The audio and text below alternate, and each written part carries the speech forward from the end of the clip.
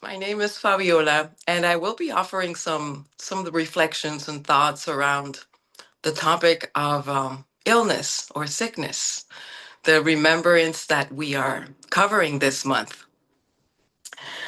So, interestingly enough, I'm a little sick, which I think is appropriate for the talk because it has helped me be in touch with what it is to feel sick, to feel out of sorts.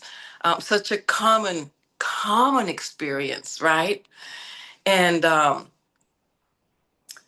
offer some reflections. I have some notes here that I thought, but I think that the main thing is this illness, this suffering, this being of the nature to get sick and then get well again, and then get sick and then get well, and maybe have different conditions at the same time, is seen as one of the sources of dukkha, right? It's one of the things that can promote or lead us to feel more pain, to experience more suffering.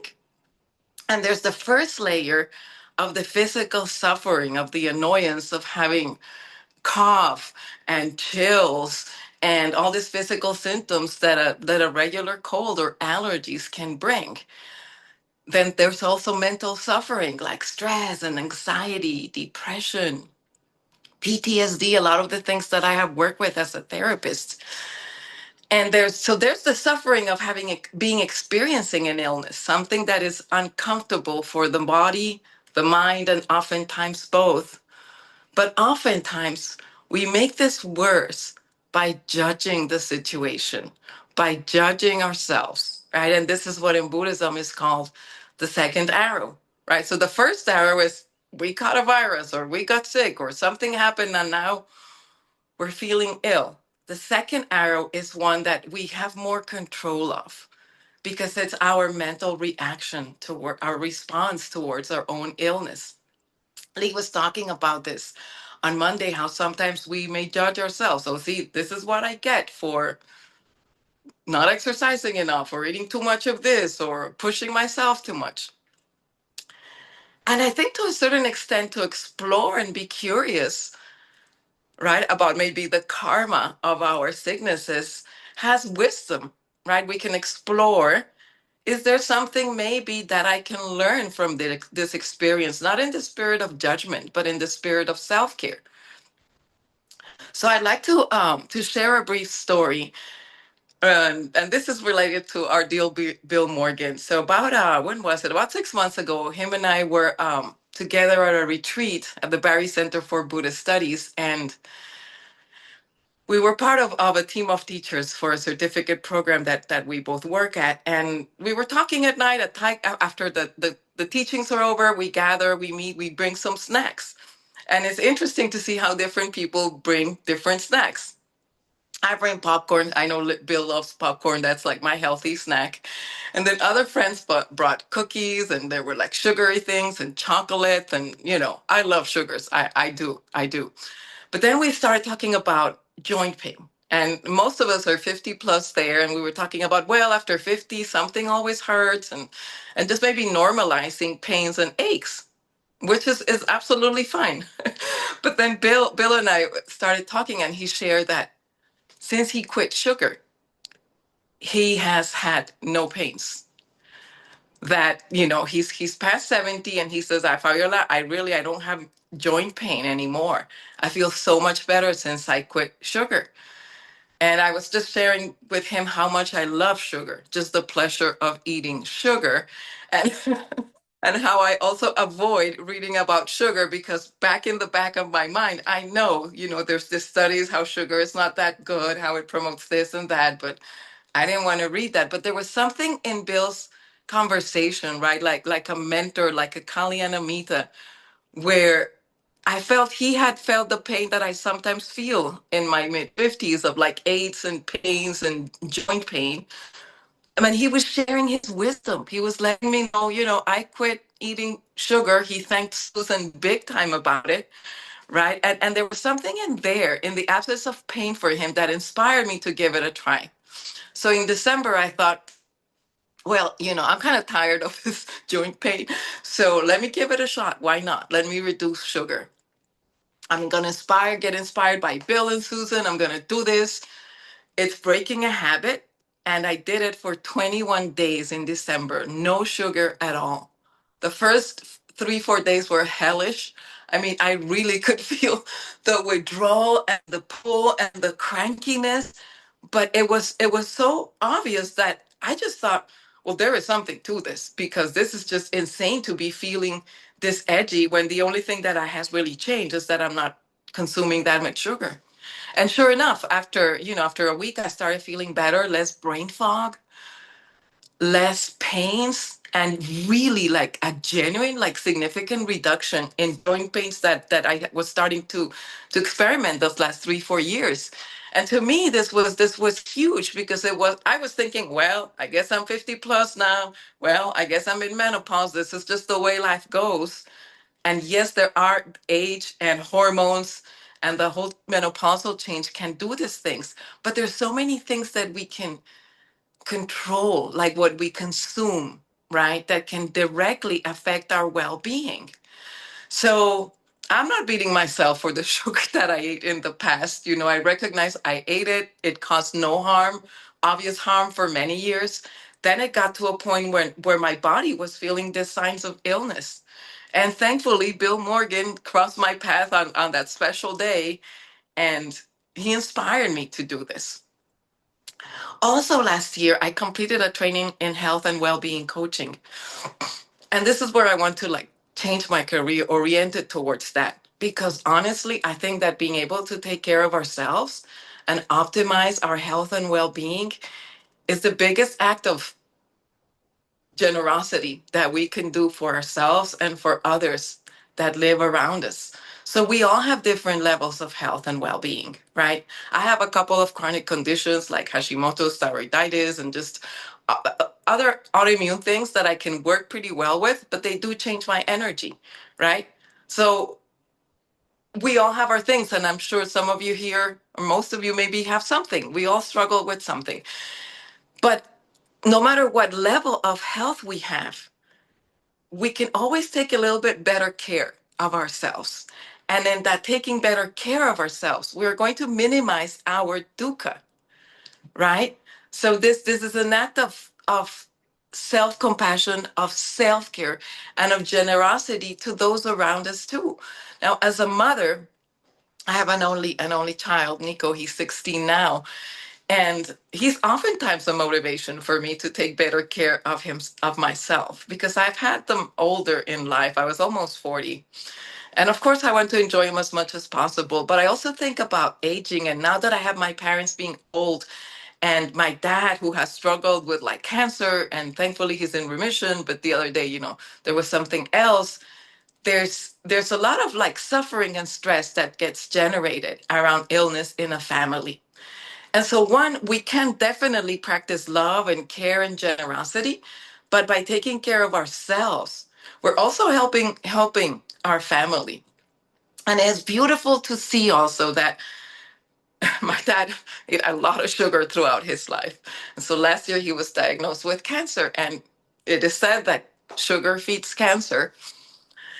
And it was amazing to see how that man overnight decided to stop eating sugar, right? Maybe at a point where we were like, well, I guess it's a little bit too late because you have the diagnosis now. But he was like, well, better late than never, right?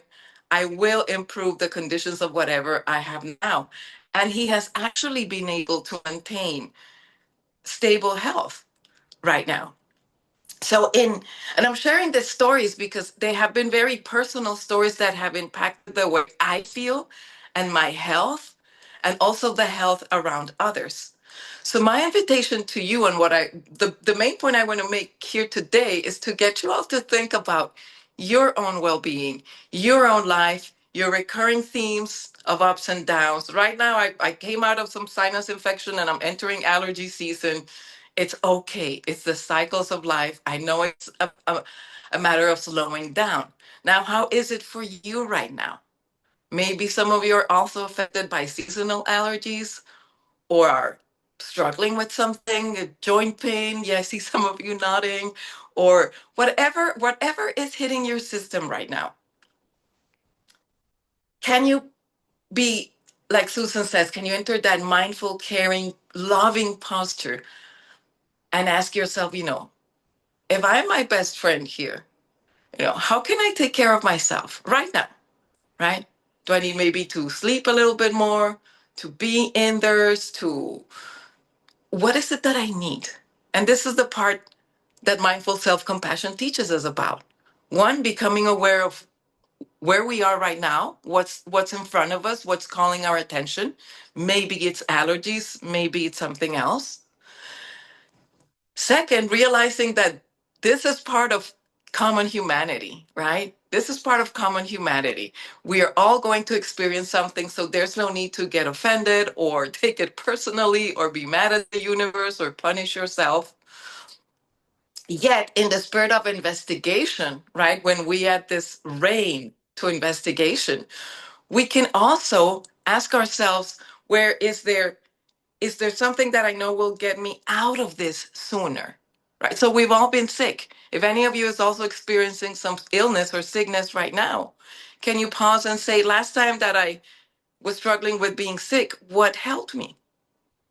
What helped me get better? Right. We carry our own medicines inside, and knowing our resources is part of nurturing ourselves, which is the part of self-compassion and kindness. What can I do now to feel better?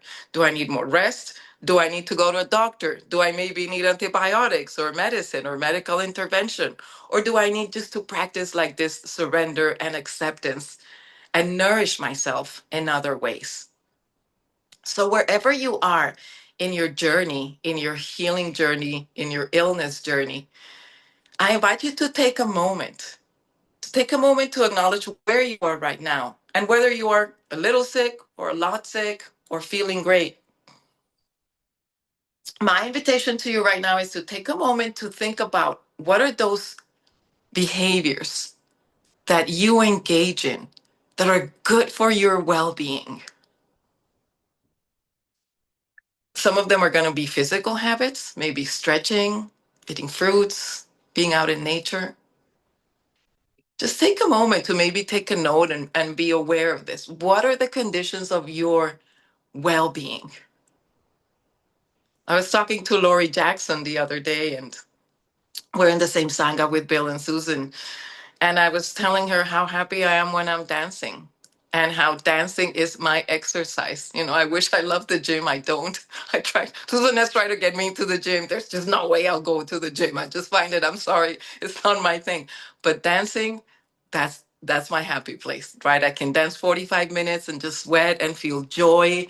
And it's just so good for me. So I know dancing should be on my list. Not should. I mean, should in a good way, right? So I try to dance every day to get my cardio up, to feel joy, to elicit feelings of joy and well-being. Fruits and vegetables, right? What am I consuming? Mindful consumption. Yeah, fruits, vegetables, yogurt, all these things I know my body likes and thrive, right? When I go into like with processed foods, I start getting brain fog. So, what's good for you in terms of physical activity or physical consumption?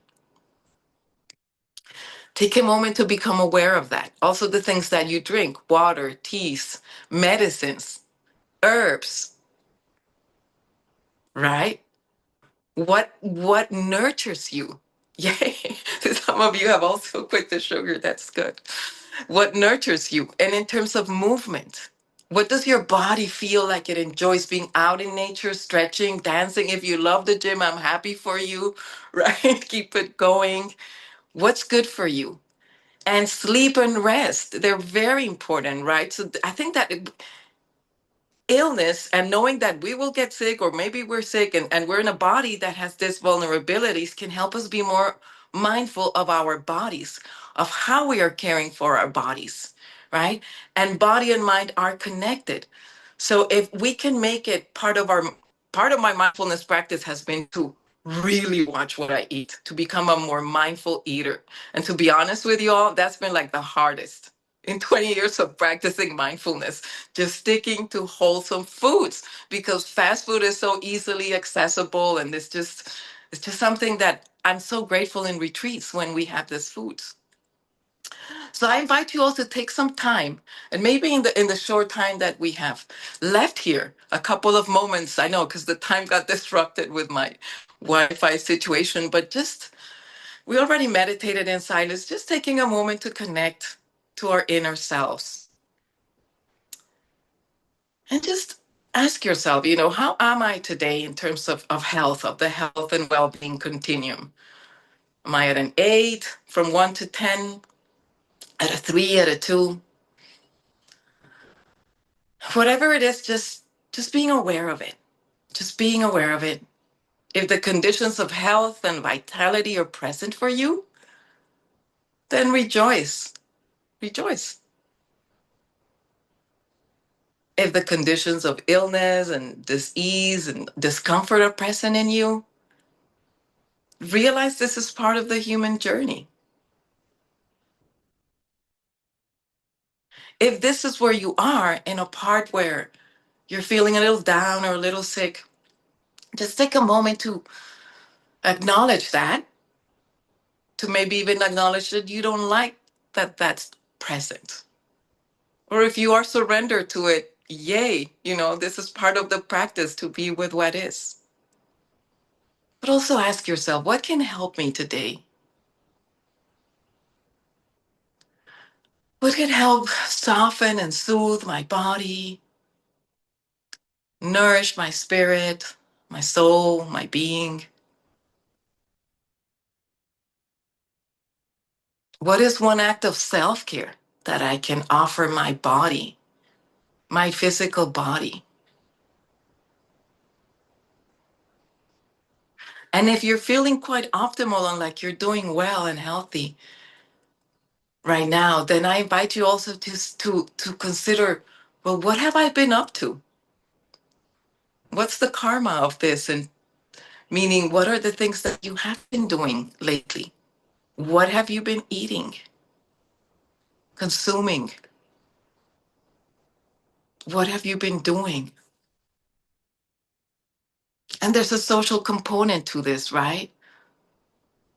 Maybe you've been connecting to Sangha and feeling that nurturing vibe, connecting to loved ones, whether you're feeling sick or totally healthy, right? There's also that emotional, social, psychological, spiritual well being.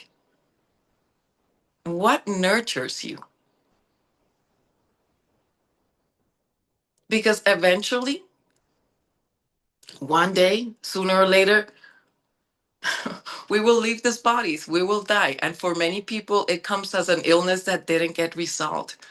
And that's okay, right? But most of the illnesses that we are experiencing, we will get over. We will get over. So, what can we do from our side to help ourselves? To be compassionate with ourselves, not judgmental, but in a time of illness, to see it as a practice, to be wiser, to take better care of our bodies, of ourselves, to keep growing.